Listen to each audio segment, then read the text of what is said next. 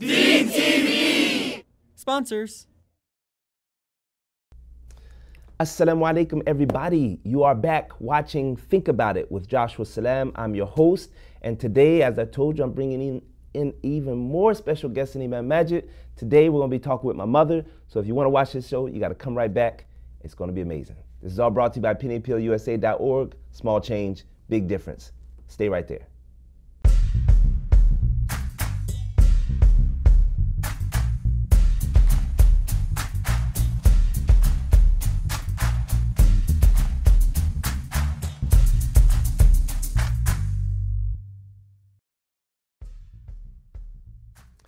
Welcome back. You are watching Think About It with Joshua Salaam, your host, brought to you by pennyappealusa.org. Small change, doing big things, making a big difference in the world. So thank you for supporting us and thank you for supporting them. Today in the studio, we have my mama, Dr. Jeanette Hablullah. So give her a round of applause. The crowd goes wild. Assalamu alaikum, Mom. How are you? Alhamdulillah.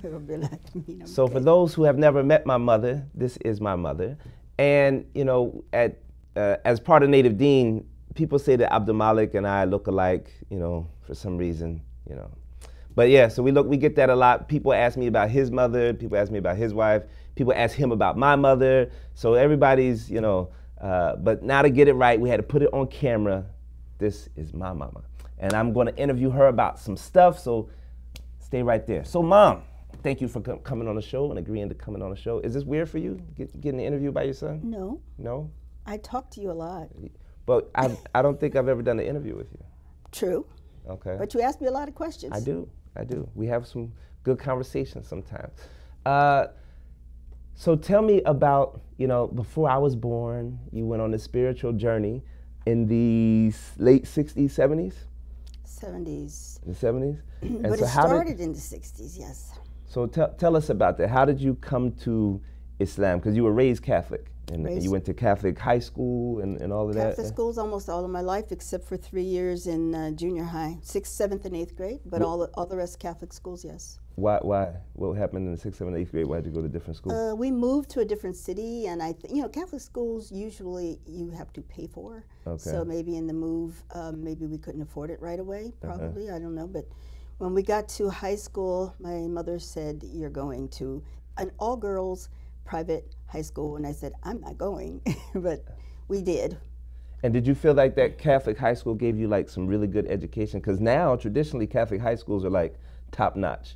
And so if you went to an all-girls private Catholic high school, I would assume that you probably got, you know, no. Good, no? I didn't think so. The one thing that it did, because it was so small, I mean, in my class there were 20, the whole school, because when I started, it was just 9th and 10th grade. So I was in the 9th, my sister was in 10th, your aunt, Jacqueline. And so what it gave us an opportunity was we got more chance to do things that we would have in the larger school. When you say your class, you mean the whole 9th grade or just that classroom with that teacher? No, my class, my 9th grade class was like 22 people. Oh, that is small. Yeah. Okay. So, you know, so when we graduated, yes, our graduating class was 22 people. That's it. And you say you started having questions in there? I think when I got to about 11th grade, when you get into high school, what happens is the nuns no longer teach you religion. The priests now have to teach you religion because they assume that that you've gotten to a intellectual level where the nuns are no longer capable, I guess, of teaching you spiritual things.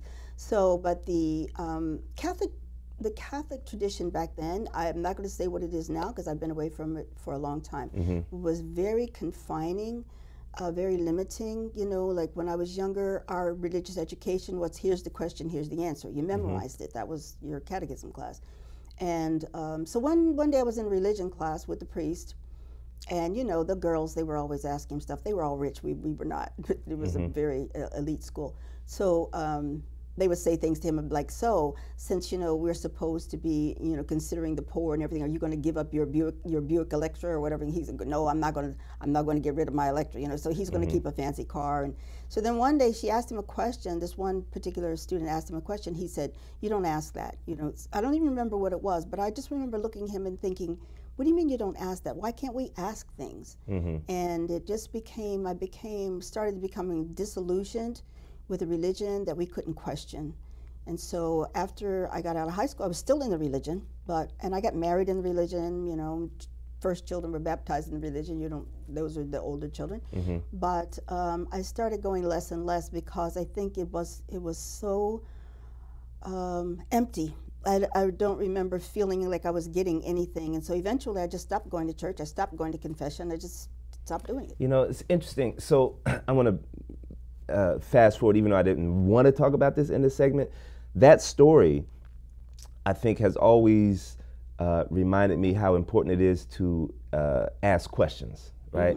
And so as a Muslim, I think I ask questions that the community or some of my friends may not be comfortable with, because I'm like, no, I remember my mother growing up, and she's like, you know, so if she could do that with her faith at the time, I have to be, you know, be able to ask questions. And if an imam says, you know, you shouldn't ask that type of question, say, no, you know, if it's a question that is bothering you, you should be able to ask it. And so that was that segment that we had with Imam Majid. But so what happens after that? You start looking? Well, I did, you know, and I think that I wanted to be spiritual. I just didn't want Catholicism. We had grown up in a house where my grandmother was a Jehovah's Witness. I knew I wasn't going there, and I had been to other Christian churches, so I knew I wasn't looking for Christianity. But I didn't really know what I was looking for, so I just started reading all kinds of things. I read Buddhist texts, I read some things on Confucius, and I started doing yoga and just, you know, thinking. So, but I wasn't really practicing anything because I didn't find anything that was magnetic enough to really hold me. But eventually, you know, my mother started getting involved with the Nation of Islam. And of course, I graduated in '66 from high school. So, you know, we're in the Black national movement and Afrocentric type stuff. And I did get involved with the Nation of Islam for about 2 years from 1972, 73. But then I kind of walked away from that because that was just a little too crazy for me. And so, but I, you know, not knowing where else to go. But eventually, alhamdulillah, when Elijah Muhammad passed on and his son, Wallace, they came to be known as Wartha Deen, began teaching what was actual Islam, then I got drawn back into that. So it was a process. It was definitely a process. And there were years of discomfort, not feeling that, you know, I really had a place to be spiritually. So, and those are dangerous places. Because you said earlier, like you when you were being raised with Christianity, at a certain point you felt empty, or Catholicism, you felt empty and things. You know, sometimes you still hear that from Muslims. Like Muslims get to a point where they don't, Islam isn't doing it for them. They feel empty. This isn't what and so for me, that's like when you know that, okay, we're doing something wrong. If you have Muslims who are having that same feeling of, you know, what's this faith doing? It's not doing anything for me, and we have to kind of reevaluate. You know? Right. But I've had, and I understand that very well because I've had that feeling in searching for community, not in searching for religion. See, once you come to Islam, and this is what I know about myself, once you come to Islam and you come out of other things, there is no other place to go, and you know that. You're not going anywhere else. But what you're looking for now is a healthy community where you can be in it and your deen can thrive. So you have deen.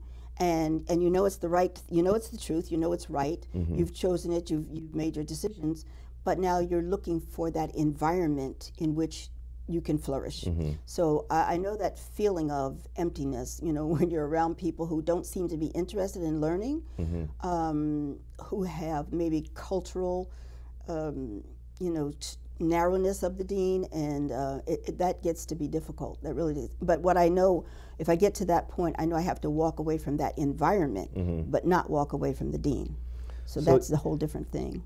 If you didn't, the reason why I was pressing on the Catholic school thing, because, you know, me growing up, you've always been a studious person, right? You were getting good grades in college, and you were always writing, you were always reading.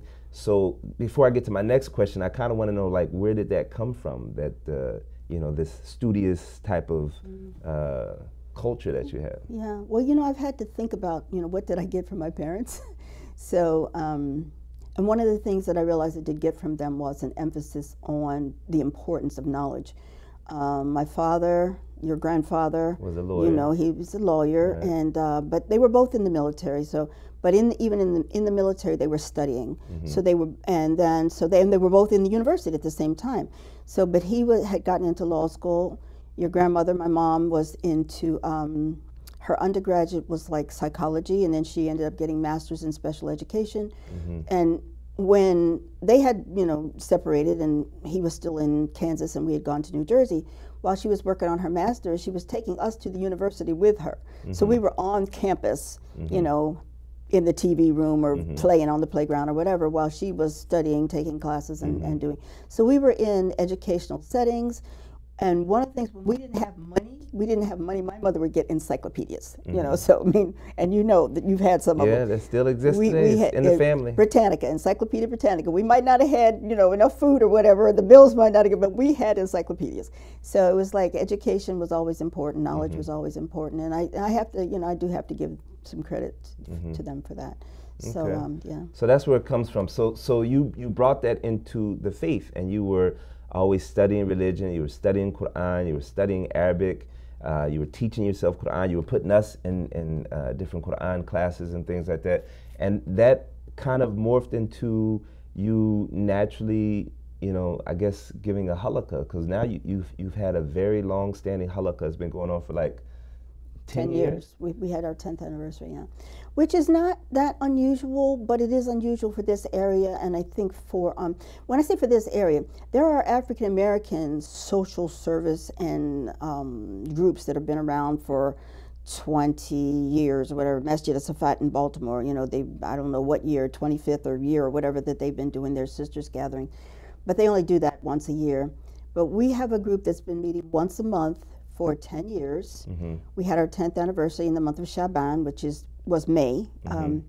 And we have not missed, we only missed 1 month in 10 years. And that was when Mom had a heart attack when she was 85 years old. And I thought I could do it because we always meet on a Saturday, second Saturday of the month, if anybody's interested. We always meet on a Saturday, and I thought I could do it. I thought I could take care of what I needed to do with Mom and still, but I couldn't do it. I just told him I can't do it. So we missed that 1 month. But in 10 years, we've never missed other than that 1 month. And what draws people to this particular halaqah? Like, because it's still Quran, it's still, It is, you know, yeah. just Well, talking about it. Yeah, I think, you know, let me tell you how it got started. There were sisters in this DMV area, the DC, Maryland, Northern Virginia area, who recognized that there was a need for women to come together and study Quran. They, again, feeling empty, feeling like the khutbah at their masjid or whatever was going on at these masajid was not giving them what they needed. They were looking for some type of community. They wanted something else. So Maria Khatib, I'll just put her name out there. She has Noor Montessori School now, but Maria Khatib called me on the phone and she said, Sister Jeanette, we want to get a Quran study group together. Will you lead it for us? And I'm like, no. I said, no. She said, why not? I said, because I don't know any more than anybody else, and I don't want to do it. And she kept talking to me. She said, yes, but we like the way that you you know, present the Quran. We've heard you. We just would like you to do this. And I said, no, Mary, I really don't want to do it. So she kept talking. And what I found out later, she said, I wasn't going to take no for an answer, right? So she kept talking to me. I said, okay, I will do it, but don't call me a Quran teacher. Just facilitate the group. So when we came together, and you will remember because our first meeting was at your apartment when you lived in Sterling. You let us use your apartment, and we were expecting maybe 5, 6 people, and it's like people kept walking through the door, and we were like, you know, just looking. Can I help you?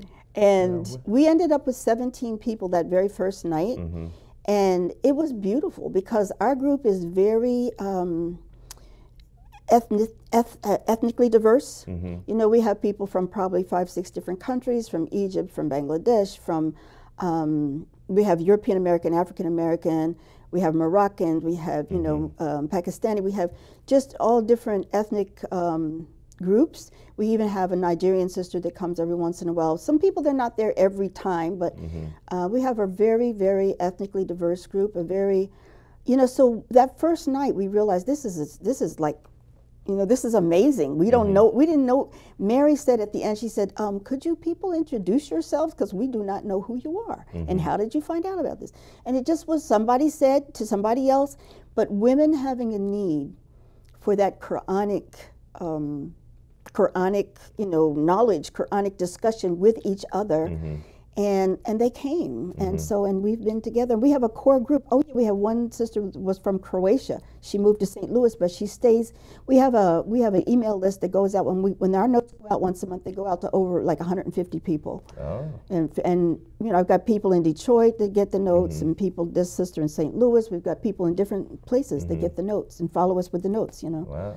So for those who don't know, what she's saying is even after the halakha, she, I think it comes from that studious background, she puts together the notes from the discussion and she emails it out, and they have an email list of No, we do that before. Oh, you do it before? I do the research before. We pick a topic. We always have a topic. I do the research before. I put the notes together, and we send them out so people can read them before we come together so we can discuss.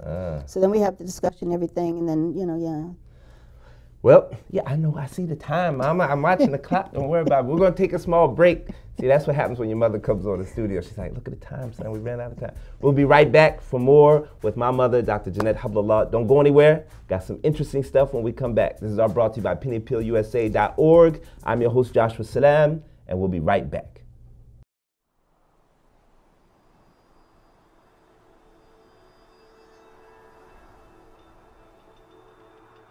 Since August 25th of this year, over 600,000 individuals have fled from Myanmar into bordering Bangladesh.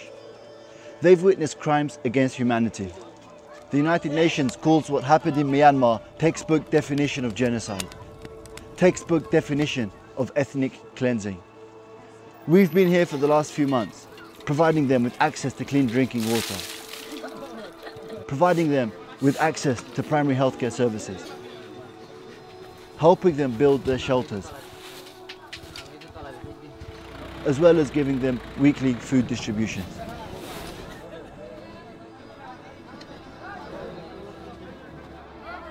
We can't fathom what they've witnessed. The ones that have arrived into Bangladesh are the lucky ones. They're now residing in between the 22 to 25 official refugee camps that have now been established. With your continued support, we want to secure their future. We want to stay for the foreseeable future so that we can dig more water wells, so that we can provide them with more medication and more medical advice, so that we can help build more shelters, especially with the winter coming and the cold setting in. Please visit our website to find out more about our work and to support us with your generous donations.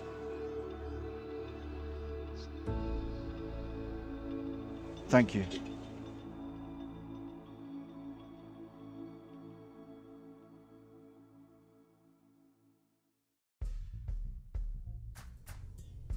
We are back with Think About It. I'm your host, Joshua Salaam, on a set with my mother. This is all brought to you by pennyappealusa.org. I hope you enjoyed the commercial. I hope you guys are supporting them and the work that they do, because they take a little bit of change and they do big things.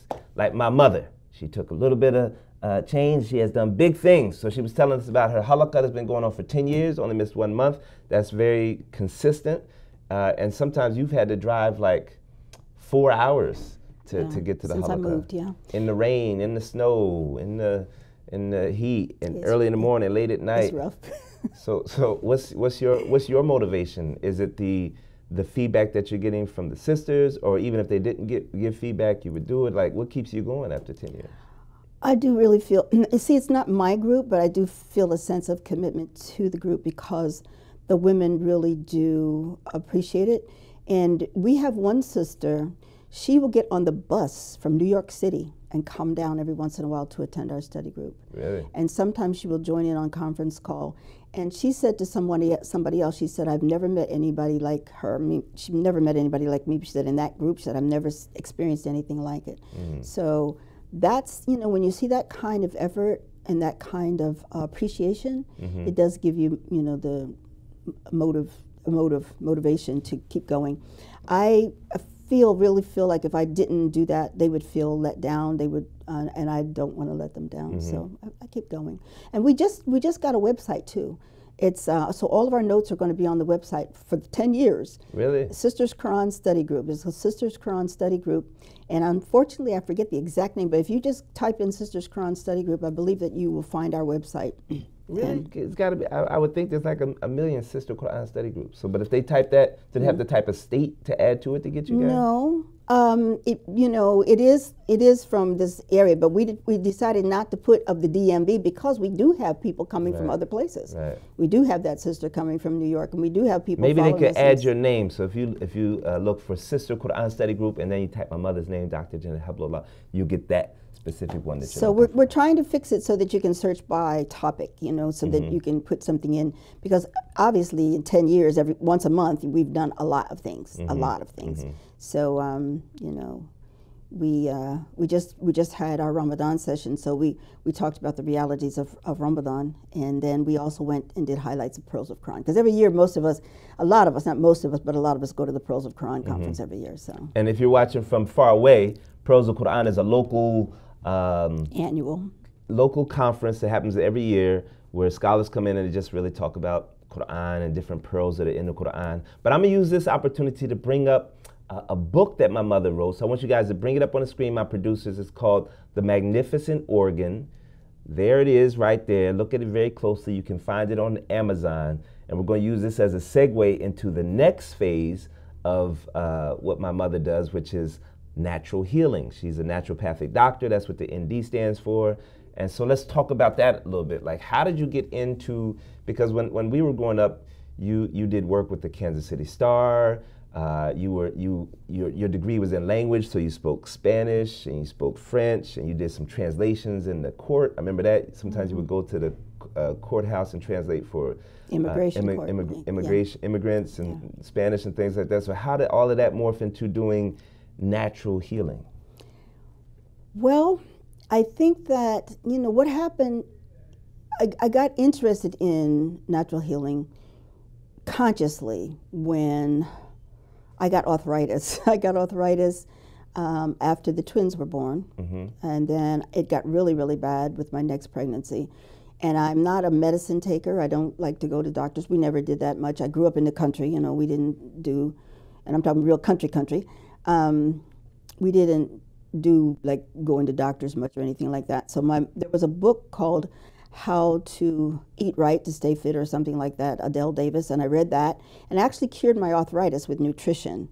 And so then I used to have migraines, and I cured my migraines by taking ginseng, because I figured out my migraines were triggered by stress, and that if I would do something like to prepare my body for the stress, that I wouldn't get the migraine. Now I'm gonna interrupt with a quick migraine story. I think you remember this, right? So some people don't believe this stuff, but I'm telling you anyway, because she grew up without all that medicine, and therefore she raised us without medicine. I think I've taken one pill in my entire life that was in the military. It was a Motrin. We can talk about that later. But other than that, I didn't take any Advil, any Tylenol, any Bear, whatever. So I used to work with a sister who had migraines so bad that she used to take pills, medicine for her migraines from the doctor, and then they were still there, so then she started taking injections for her migraines. And she made a comment to me. She said, Joshua, my migraines are always there. This medicine just kind of allows me to function and still go through life. And then you came into office one day, or maybe she came to you one day. She came to your house. She came to see my mother like one time, and she hasn't had migraines since. Yeah. And people are like, what? No, I don't believe that. I said, well, that's what happened. I used to work with this sister, I know. So go ahead. But see, my migraines were stress related. So what I did for myself was I started taking ginseng as a tonic to prepare myself, and then after that, I didn't get migraines anymore. And then I think I started taking B vitamins, and I think that niacin is one of the other things you can take as a pre-migraine to help you ward off migraines. But with that young woman, what it was, I had naturally adjusted her spinal alignment, and I think that was her problem, because when everything went back into place, she no longer had headaches. But it's amazing how a slight misalignment can cause, something like that. But you said naturally, like how you adjusting people's spines without what is it called, a chiropractic, like? Yeah. Well, of course, and I can't do that, but we were taught, first of all, there is a natural intelligence in the body that knows, the body knows how it's supposed to be. And so all you have to do is help to reset it and put it back into that natural state. And once you can get it back into that natural state, the body's going to heal itself. So we learned, it's sort of like an energetic thing. When you place your hands in particular place, you know, on the spine, on particular places, the bones will just naturally line up. And there are some essential... Just by putting your hands there? Yeah. And there are some essential oils you can... Do you have to have special powers for that? You know, do you got to... Well, you know, let me Anybody puts their hands in a place, it's going to happen. To some degree, because you have electrical energies in your body. I could say a lot about that, but anyway, you know, like your right hand is positive, your left hand is negative, on the palms. Right hand positive, left hand negative. So the natural flow of electrical energy is from the negative to the positive. So when you put your negative, you know, hand at the bottom and your positive hand at the top, and you allow that flow, if the system isn't in too bad a shape, things will naturally begin to line up. And then you can also place your hand to the right and left and allow those bones, especially in the cervical area, those discs, those cervical vertebrae, to realign. Now, and you can feel this happening when you have your hands there? Sometimes, yeah. Okay. Well, you know, because I sense things, but the people can usually feel it, you know.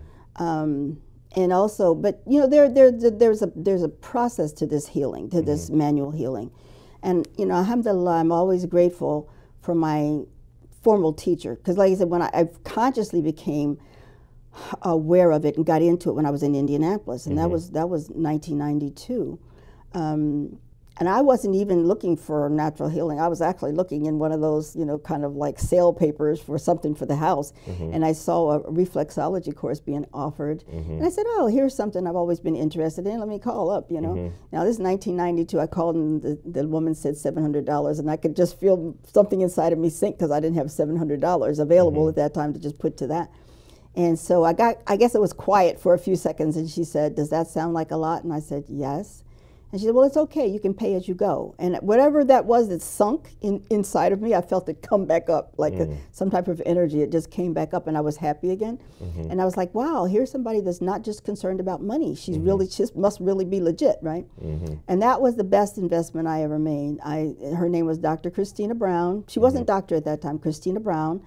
And she was Austrian, and she was teaching reflexology and other things. But so the first thing that I studied with her was reflexology, and there were some basic principles that I learned from her.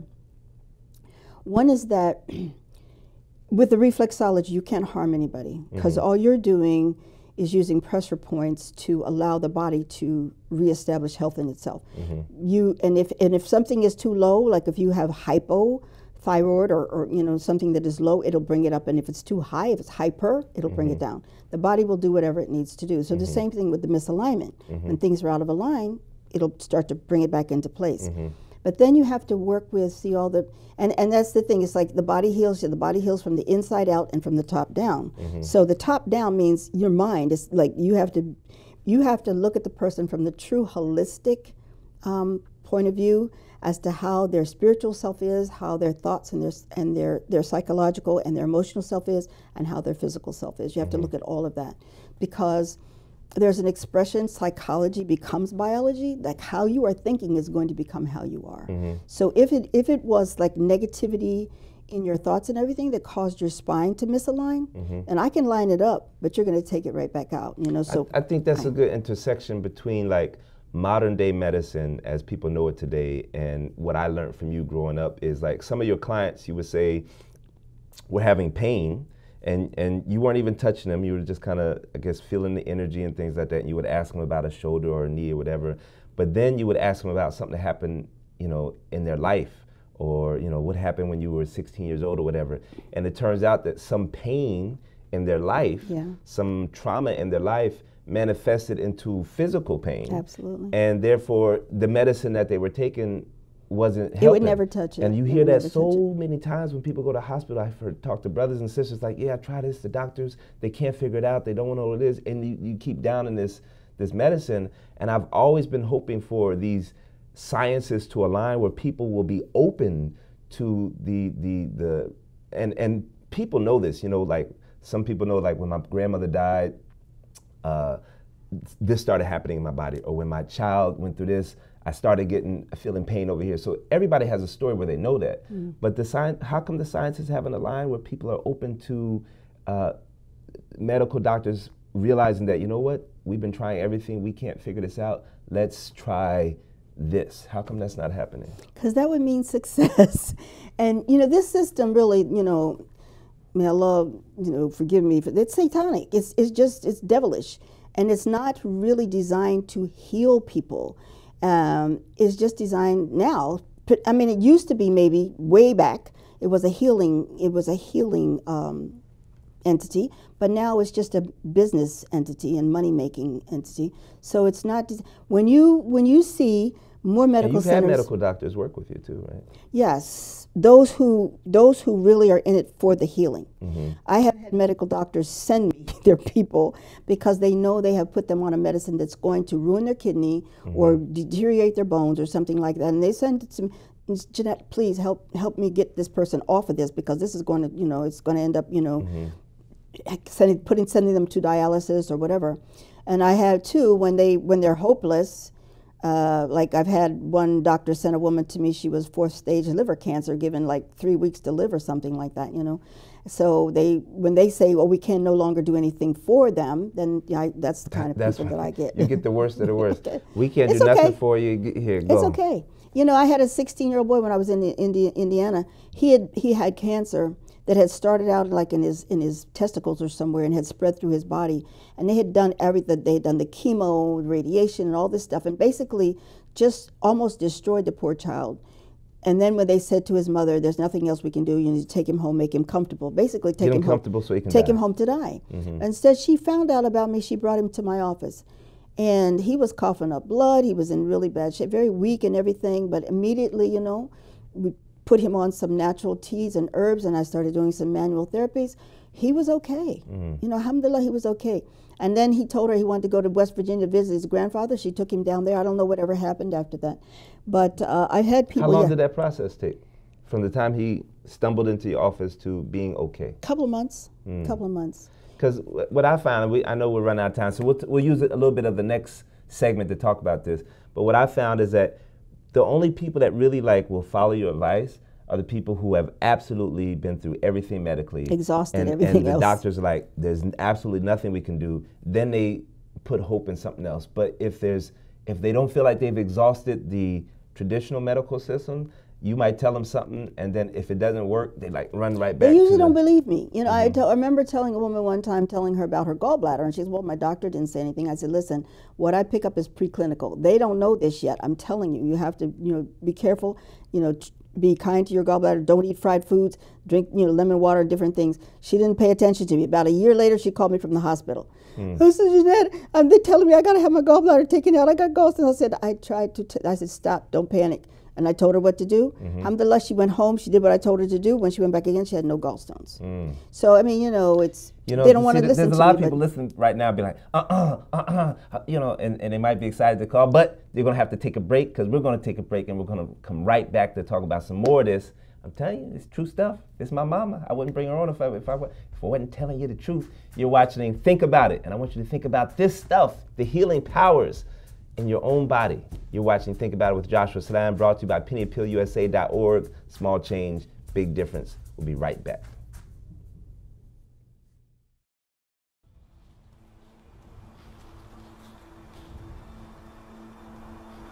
Water is an important part of life, and the difference between clean and dirty water is the difference between life and death. We know that the issue is not that there's a lack of clean water, but a lack of access to it. So we're on a mission to change that. Through Thirst Relief, we're building wells across Africa and Asia to provide millions with access to clean, safe, consumable water. The goal is simple: to provide clean water to every person who needs it. To irrigate gardens like these, horticultural gardens in Gambia. To make sure that no person ever has to drink dirty water ever again. So join us. Visit pennyappealusa.org/thirstrelief and donate today. Thank you.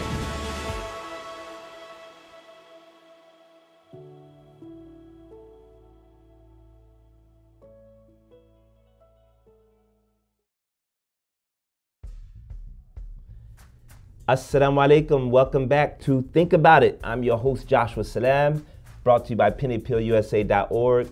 I know my mother wishes she had another 3 hours with you to tell you about all the stories that have been going on And, you know, but just, if this stuff seems unbelievable to you, just think about, you know, before the iPhone came out, before, you know, all this technology, amount of data that you were able to do, it seemed impossible that you could pick up one device and speak to somebody wirelessly in China and FaceTime and all this stuff. It's just as technology grows, as knowledge grows, these things become believable to you. So she has this experience with another way of healing people that a lot of people don't know of, but from her experience and from my experience and from hundreds and thousands, hundreds of thousands of people, it's real. So I wanted to, I know you say, Mom, that, you know, you can't, one thing you did say, you said there's no incurable disease. Absolutely. There's only incurable people, right? And that's, for Muslims, that's very prophetic, because we know that for everything has a cure. And that we have to be careful not to be too arrogant to say, oh, there's no cure for that. It would be better for us to say, we don't know the cure for that, or we haven't found a cure for that. But just to say, there's no cure for this, or there's no cure for that. There is a cure for it, and we got to find it. And what you believe is that the human body is designed to heal itself. Absolutely. We just have to take care of the human body. So since you can't heal everybody and you can't, you know, treat everybody, what are some sources or resources that you would give people to learn more about this, to begin their journey? Yeah. Well, the first thing, you know, everything that I've learned, and I started out with formal education, because I did read Back to Eden a little bit, and that how to eat right to stay fit way back when. But in the formal things that I've read, I had to, and studied, my different teachers, I've had now to subject everything to the Quranic supervision. So the first place to really go to is go to the Quran. And, you know, when Allah Ta'ala says that, you know, He talks about the Quran, and He says that Hudan wa Shifa, that it's guidance and healing. And then people say, yeah, well, the Quran heals your heart, and they're thinking about spiritual things. Well, there are places where Allah does say, Shifa li ma fi sudur, that it's healing for what's in the chest, and you think about the heart and the lungs. But there's other place where it just says, Shifa li mu'minin. It's a healing for people who believe. So the Quran is a healer.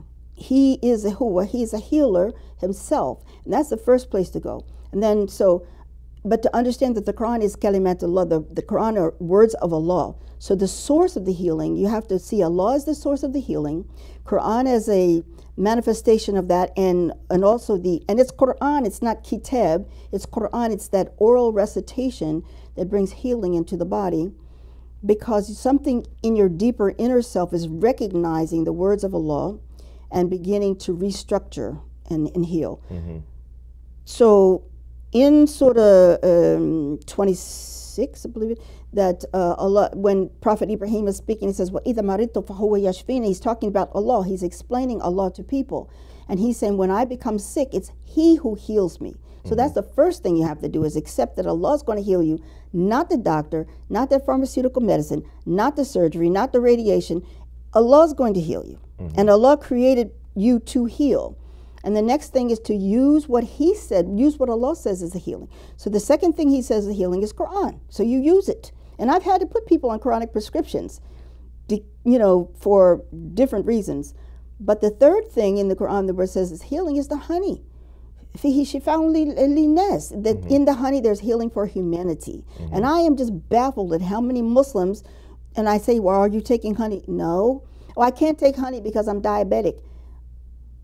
Do you know that Allah said there's healing in honey? So if the honey is having a negative effect on your diabetes, then that honey is not the honey that Allah is speaking about. You have to look at the You might got the grocery store honey. That's commercial. The bees never flew. They never flew. They fed them sugar water, and they didn't fly and eat from the flowers. There's a process. And the process that Allah describes has to be followed for the shifa to come. And that's the same thing with anybody. If you're going to be Muslim, there's certain things that have to happen for you to be Muslim, right? It's not just like you're just a Muslim like that.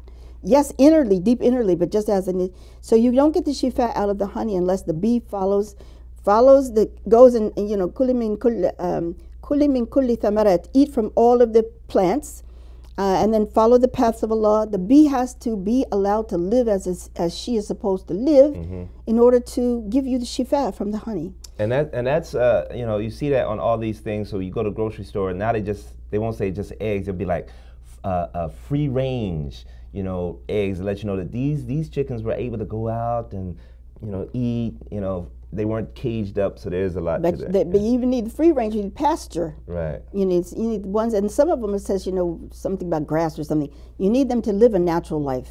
So that's the first thing. Take what Allah says. Second thing, a good, really good source is Tibb an-Nabawi. Get that book, Medicine of the Prophet, and try to follow. But and the other thing is pay attention to the healers. You know, the greatest healer that we know historically was Prophet Isa alayhi salam. No other prophet was described with that healing ability that Isa had, you know, that he could just heal the leper and you know, make the lame person to walk and you know, bring the dead back to life and all of this stuff. Nobody had that quality. But what did he do? He used his hands and he used dua. And Prophet Muhammad, what did he do? He used his hands, he used dua, like he would recite Surah Al-Fatiha, but he also would recommend foods, like eat this honey, eat this date, eat this the barley for recuperation. There are different foods. So if you read Tibb an-Nabawi, you're going to get a lot of that type of thing. But to understand that there is, for the healers, the true healers, and I found out that that's what I was sent here for. It took me a while, but you know, I had a prophetic grandmother, a psychic grandmother, my father's mother, who told me that she saw healing in my hands, and I had no idea what she was talking about. You know, I'm looking at my hands like, okay, Grandma, you know. But it turns out later on, yes, there is. So the true healers are sent, and the true healers have that talent. If Allah sends you to do a task, He has embodied you with all that you need to do the task. So the true healers have talent. And so people have told me they can see gold rays coming off of my hands. You know, I don't see it, but other people can see it, you know. So, but definitely they can feel that healing energy that does come from my hands. So when you look at the prophetic healers, Prophet Isa alayhi salam and Prophet Muhammad sallallahu alayhi salam, you see what they did and begin to understand that. And then understand that in the plants and the things that Allah has caused to grow, there is healing. In the Quran, the Shajarat al-Mubarakat, the olive is called a tree of blessing. And when you study that historically, you see that, you know, and I was just amazed. It's like, wow, you know, we have this stuff in front of us in the Quran. It's been there all the time. And that healing has been, the healing of the olive has been there from, you know, endlessly, but it's been shoved into drawers. They tried to do research on it in Western medicine, but they put it in, they couldn't, copy the, you know, so they could put a patent on it and all that stuff. But instead of antibiotics, the olive leaf is like amazing. Anything that you would need an antiviral or an antibiotic for, the olive leaf is, that's what you want. It's natural, it doesn't harm anything, it has wahi, it has revelation into it so that it's not going to harm you, it's only going to kill what's harmful to you and leave everything beneficial alive. So when you follow what's in the Quran, study the creation of Allah, the healing, and then seek out the true healers, the real healers.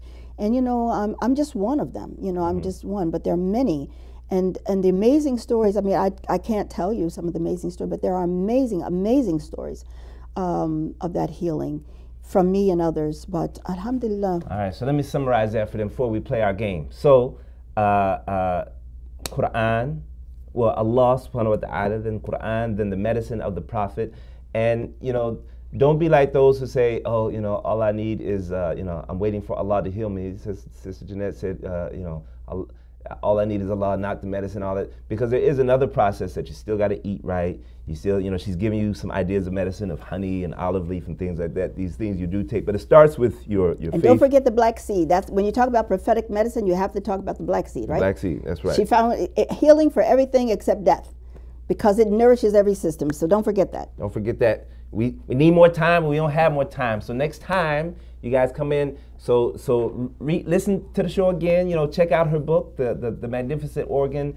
You know, if you have any questions, you can email us. We'll forward it on to Dr. Jeanette in case you heard something that you disagree with or something that you don't believe in. But it's all real. I'm telling you, it's real. So it's this game that we're about to play, and I know it's going to be very difficult to beat my mother on this show. But, you know, I got to be true. No. I got to be true to myself, Mama. You told me to be honest. These are hard words. So we're going to play until we run out of time. So we got about 5 minutes. All right. So everybody knows how to play the game. You know how to play the game. You watched the show before, right? I have. Okay. Here we go. And I'm going to go first. Sorry. Actually, you can go first, Mama. You can go first. Organized. Organized. Structure. Okay.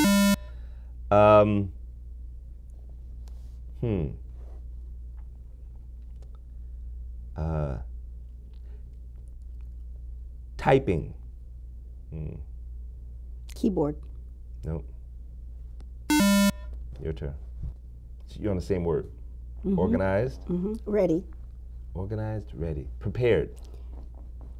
Almost. Preparation. Oh, no, hold. Okay. All right. So my first clue was typing.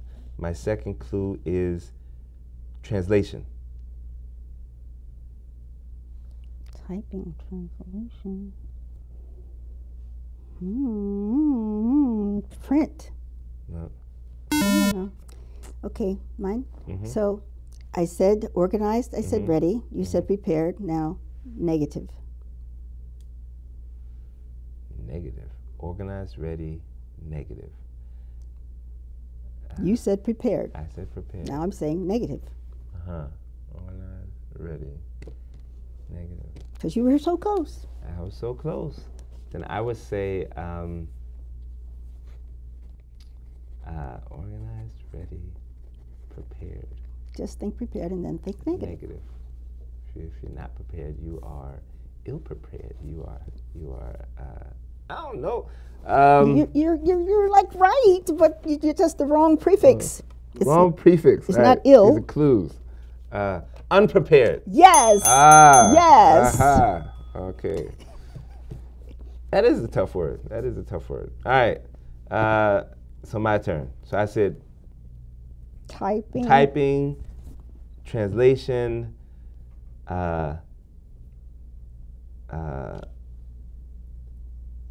what's that person in the courtroom? Legal. Oh, stenographer? No. Oh, I know it's this. I wouldn't even know what that word is. Court recorder or something like that. All right, your turn. Second word. Mama's winning.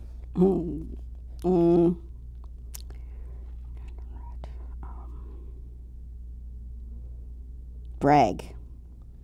Boast. Okay. Typing. Translation. Legal.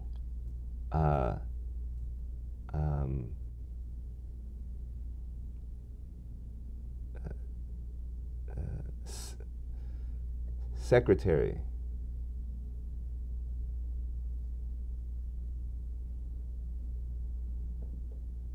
The court recorder. I don't know what you call this. Yeah, but what do they do? Actually, maybe I need to go down a different route. Okay, go ahead. Guess something. Say something. Yeah. What do they do? I don't know what they do. They record what you're saying. Yeah, I messed up on this word. Okay, no problem. They translate. Shoot, I can't even think of something. They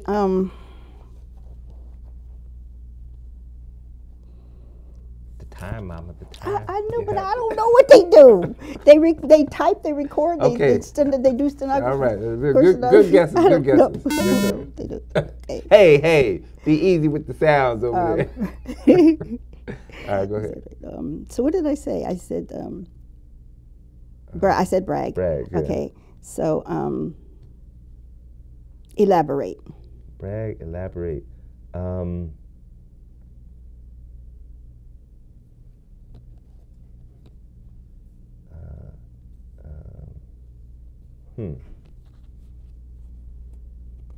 I already said boast, right?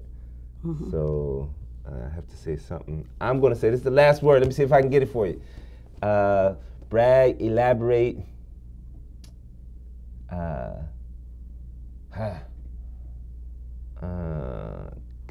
We're both sleep deprived. It's Ramadan. Confident. What's the word? Confident. Exaggerate. Exaggerate. Guess what my word was? What? Dictate. Oh, well, they don't dictate. Who dictates? The stenographer is record. Oh, Who dictates is the person speaking is the dictator. Yeah.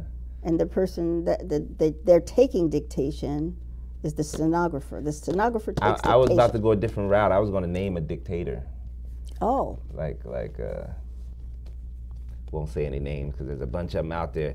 But anyway, you have been watching Think About It with Joshua Salaam and my mother, Dr. Jeanette Hablullah. Check out her book, The Magnificent Organ. Check out that other book she said, Tibba Nabawi, The Medicine of the Prophet, and some of the healing stories in the Quran, and you will find out all about her, inshallah. Thank you so much for watching. This is all brought to you by pennyappealusa.org. Small change, big difference. Assalamu alaikum. Alaikum assalam wa rahmatullahi wa barakatuh.